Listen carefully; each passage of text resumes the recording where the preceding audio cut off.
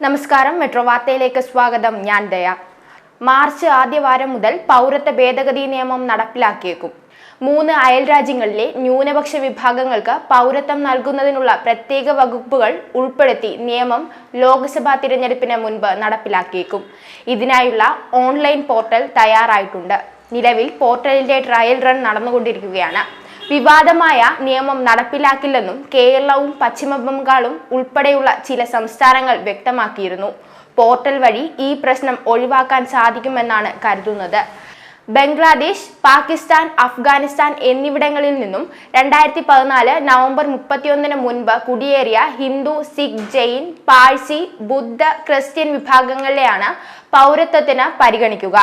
പൗരത്വത്തിനായി മതം പരിഗണിക്കുന്നു എന്ന ആരോപണം ഉയർന്നതിനെ തുടർന്നാണ് നിയമം വിവാദത്തിലായത്. വിഷയത്തിൽ മുസ്ലിം ലീഗ് ഉൾപ്പെടെ നൽകിയ ഹർജി സുപ്രീം കോടതിയുടെ പരിഗണനയിലാണ്. ന്യൂസ് ഡെസ്ക്, മെട്രോ വാർത്ത.